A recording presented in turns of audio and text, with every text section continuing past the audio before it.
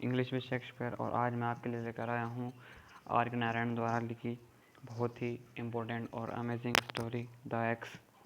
तो आइए स्टार्ट करते हैं।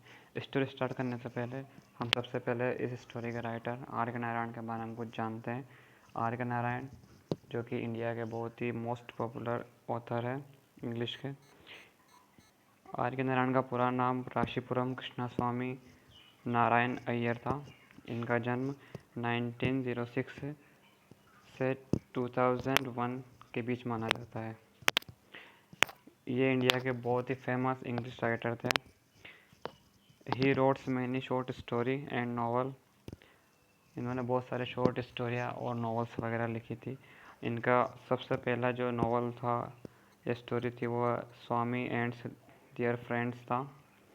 और इनके मोस्ट इम्पोर्टेंट ऑथर जो वर्क्स हैं उनमें the guide, the sweet wonders and English teacher है। और मालगुडी इनका एक फिक्शनल प्लेस है जो मैंने सोचा था। तो स्टार्ट करते हैं हमारे आज की स्टोरी। जो हमारी आज की स्टोरी है द एक्स, ये आर के नारायण का एक फेमस शॉर्ट स्टोरी है। इसका स्टार्टिंग कुछ इस तरह से होता है कि एक गांव में एक वेलन नाम का लड़का रहता था, जो एक बार वो उसके फादर से उसकी लड़ाई हो जाती है और वो रूठ के वहाँ से भाग जाता है और गांव चला जाता है, वहाँ शहर चला जाता है। और शहर में वो बहुत दिनों तक भीख मांग कर रहता है। और एक एस्ट्रोलॉजर उसके बारे में एक भविष्यवाणी करता है कि वो 3 मंजिला मकान में रहेगा और वो एक बहुत बड़े बागान का मालिक रहेगा। और ऐसा ही होता है। वो शहर में जाता है और वहाँ पर एक माली उसको अपने साथ काम पे रख लेता है। वो माली एक बहुत ही बड़े बंगले का बगीचा संभालता है और वेलन को भी उसके साथ लगा लेता है।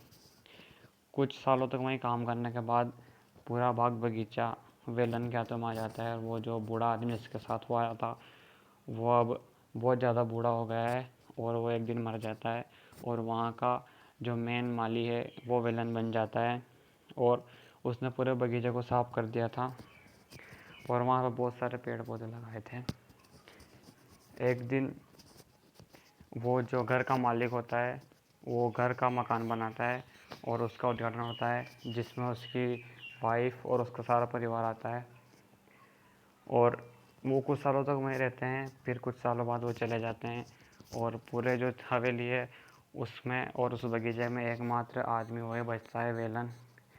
वो दिवाली और त्योहारों पर अपने गांव भी जाता था और कभी ना कभी उसके साथ में उसके पोते पोते में से किसी को एक को साथ लेकर आ जाता था।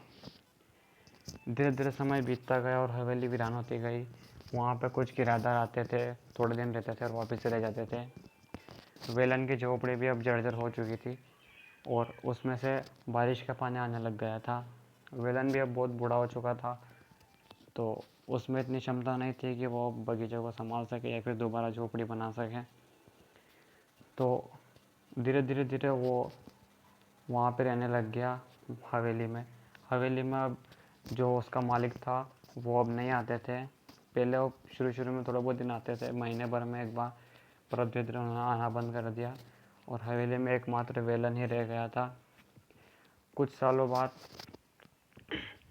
उस घर का मालिक आता है और वेलन से कहता है कि अब तुम्हें जाना होगा क्योंकि ये घर हमने एक कंपनी को दे दिया है, वो यहाँ पे प्लाट बनाएगी।